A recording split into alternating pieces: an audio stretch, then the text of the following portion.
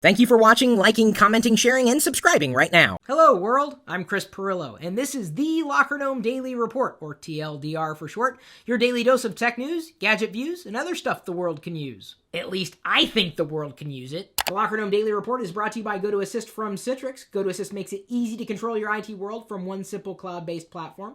Provide live or unattended support to any PC, Mac, or mobile device from anywhere, even from your iPad or Android, with the free remote support app. For a free 30-day trial, visit GoToAssist.com, click the Try It Free button, and use the promo code Pirillo.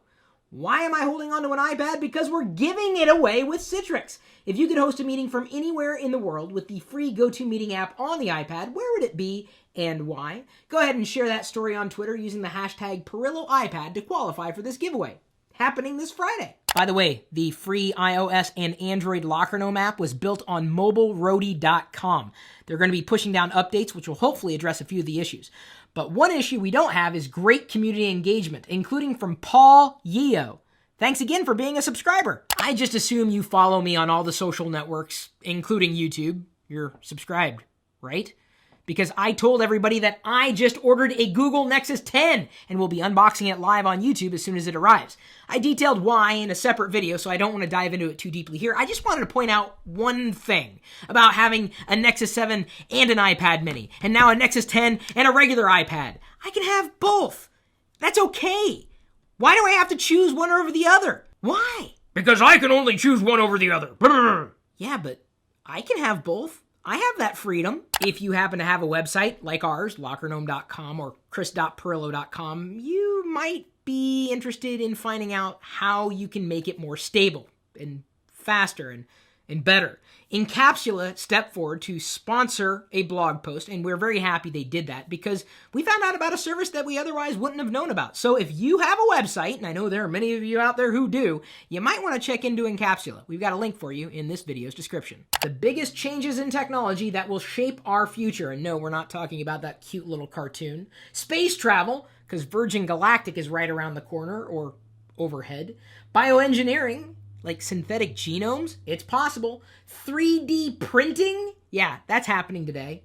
No, I'm serious, it's happening today. Of course, updates to transportation like Google self-driving cars, Tesla motors, which will hopefully become a bit more affordable in the future. And let's not forget about education. And you want to talk about an industry that is ripe for transformation. How do you get educated? Do you watch YouTube or do you go to school? Some of you probably do both. But have you learned more on YouTube than you have in school? If you were planning on buying one of the new Mac Minis that Apple just announced, you may want to hold off. There's apparently a widespread display issue.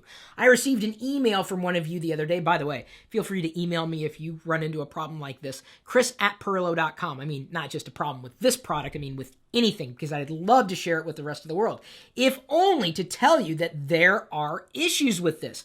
Apple hasn't really addressed it yet, but hopefully they will. We've talked about the Samsung Galaxy S3 as well as Apple's iPhone 5.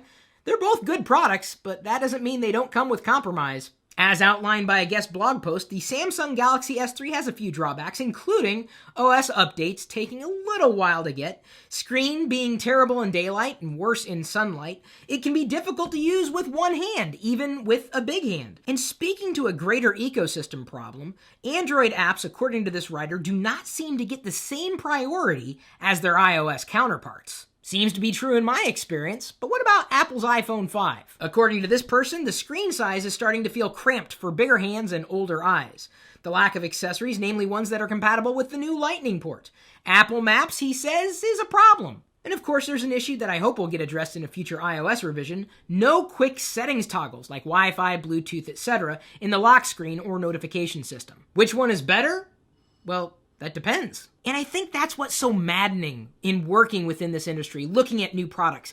People are intent on getting you to focus on the things that they want most, when you gotta understand that there are benefits and drawbacks to everything. And of course, right is relative. And my relatives think they're always right. Could you live without your traditional computer?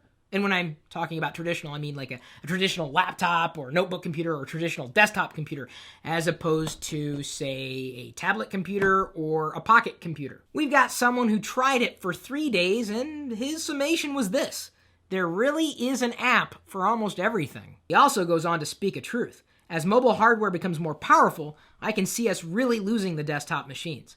As much as you don't want to lose them, they're kind of going bye-bye. Desktops and laptops may never die, but their importance is certainly diminished today. Could you do it? I mean, what he did. That is, live off your tablet computer or pocket computer for 3 days. My Surface with Windows RT reviews on YouTube have been quite popular, although some people have disagreed with the way that I did it. I'm not a journalist. I never claimed to be. That's not even my degree. I'm just a geek who likes sharing his experiences with the rest of the world. And someone wrote me a very nice email pointing out that he has appreciated his Surface with Windows RT. Although, I gotta tell you, the people that seem to enjoy the Surface with Windows RT are people who already live inside of Microsoft's ecosystem. If you're someone like me who lives independent of any single ecosystem, it's a lot less compelling. And he brought up things like he could listen to Pandora while printing out a web page at the same time. I could do that on iOS. I could do it on Android too. Nokia to launch free Maps app with offline mode and transit directions for iOS. And if you're looking for good maps, look no further than Nokia's. Google Nexus 4 also went on sale in the US online Play Store and it's sold out. Did you get one?